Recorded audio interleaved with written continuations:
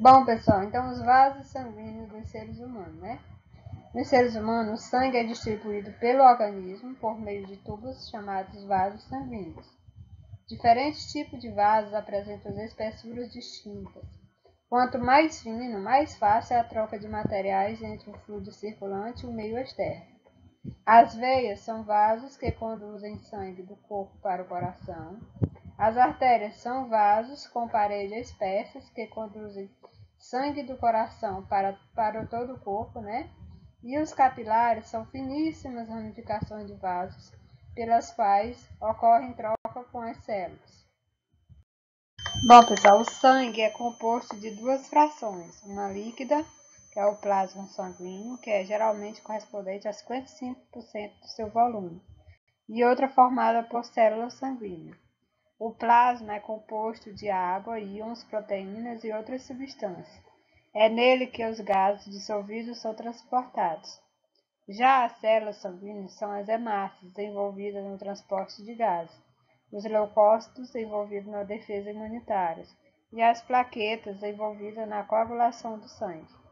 O sangue é vermelho por causa da presença da hemoglobina, que é o pigmento respiratório localizado nas hemácias.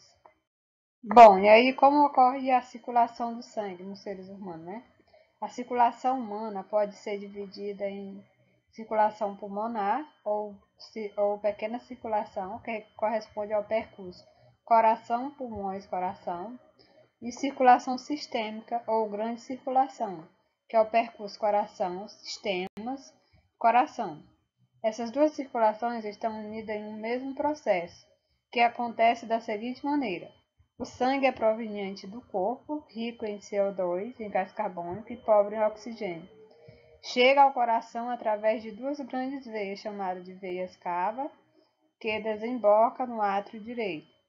Deste, o sangue passa para o ventrículo direito, do qual é bombeado para fora do coração via artéria pulmonar, chegando aos pulmões. Nos pulmões, ocorre as trocas gasosas e o sangue fica rico em oxigênio e pobre em gás carbônico, retornando então ao coração por meio de veias pulmonares, que desembocam no átrio esquerdo. Do átrio esquerdo, ele passa para o ventrículo esquerdo, sendo impulsionado para o corpo pela artéria aorta. Essa artéria é dividida em vários vasos, que levam o sangue para todo o corpo, no qual ele deixa o oxigênio.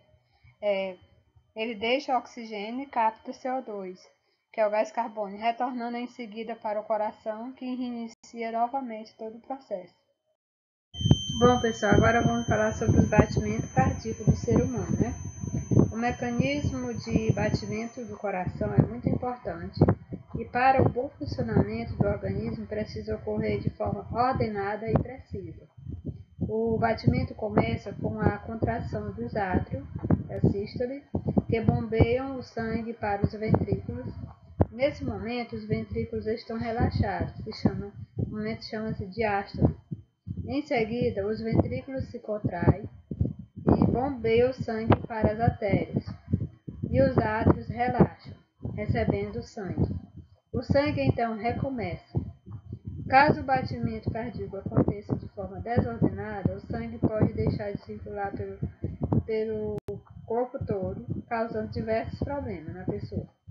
Então, o número de vezes que o coração faz esse movimento é popularmente chamado ou conhecido como batidas do coração, que em determinado tempo é denominado frequência cardíaca. Essa frequência pode variar entre pessoas, dependendo, por exemplo, da alimentação, da atividade física e condições de saúde, e é controlada pelo nó sinoatrial, que é um aglomerado de células especializadas que emite sinais elétricos para estimular a contração do músculo cardíaco.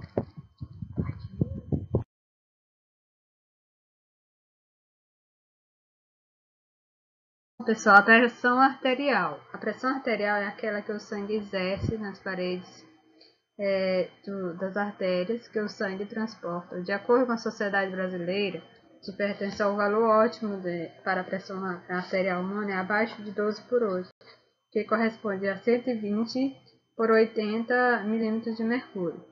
Então, o primeiro número se refere ao valor da pressão sistólica, que o sangue exerce ao ser bombeado. O segundo é referente à pressão diastólica, que é exercida pelo sangue quando o coração está relaxado.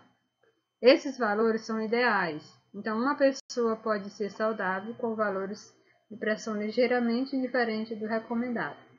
Então, pressão sanguínea muito elevada pode ocasionar ataque cardíaco e derrame de sangue no tecido cerebral.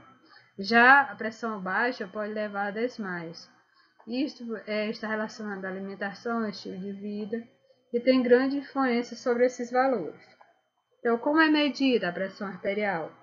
A pressão arterial só se tornou possível a partir dos anos 80, com a invenção do esfigmonômetro pelo médico austríaco Samuel Karl Ritter. O primeiro aparelho nada mais era uma bolsa de borracha cheia de água ligada a uma coluna de mercúrio.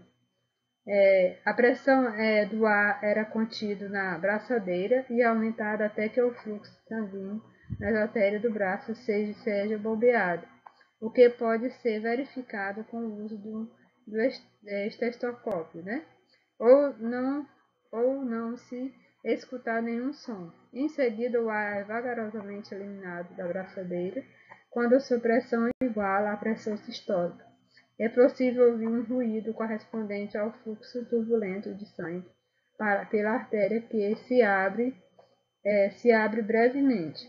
A pressão corresponde ao último som audível e a pressão diastólica, o momento em que a artéria permanece totalmente aberta, permitindo assim a passagem do sangue. Com isso, o som se torna contínuo e não pode mais ser captado pelo estetoscópio, mais ou menos como que ocorre a medida da pressão arterial. Bom, pessoal, agora nós iremos falar sobre o sistema linfático humano, né? As substâncias do sangue não são transferidas diretamente para as células, mas sim para o líquido intersticial, que as circunda. Esse líquido é formado por componentes do sangue que extravasam nos vasos sanguíneos, como a água e pequenas moléculas, mas não contém células e proteínas que ficam revestidas nos vasos sanguíneos. Então, o acúmulo do líquido intersticial nos tecidos pode causar pressão e inchaço. Então, o sistema linfático é composto por uma rede de vasos e é o responsável por drenar o excesso desse líquido, conduzindo-o de volta ao sangue. Ao penetrar nesse sistema, o líquido intersticial passa a ser denominado linfa. Em contraste com os capilares sanguíneos, os linfáticos acabam em fundo cego revestido por células com minúsculos espaços entre elas. A linfa circula nesses capilares que se juntam formando vasos de maior calibre. Esses grandes vasos linfáticos são denominados periodicamente por linfonodos ou nódulos linfáticos, locais de produção de leucócitos, que são as células importantes na defesa do organismo.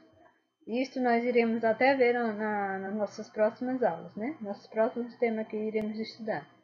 E nos quais a linfa é filtrada, promovendo a remoção de substâncias estranhas do micro-organismo. A linfa é devolvida ao sangue após percorrer o sistema linfático. Bom, meninos, agora nós iremos falar sobre a saúde do sistema cardiovascular. Então, as doenças que afetam o coração e os vasos sanguíneos, como a aterosclerose, a hipertensão e a arritmia, são em conjunto chamadas de doenças cardiovasculares.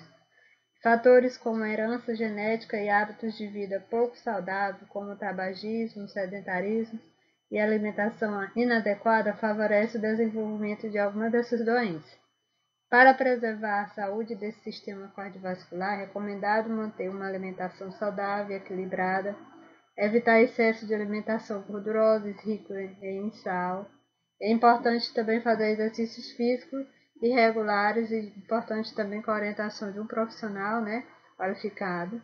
E todas as doenças voltadas para esse sistema cardiovascular, é importante que seja diagnosticado e o tratamento dessas doenças sejam feitos por um médico da área, né?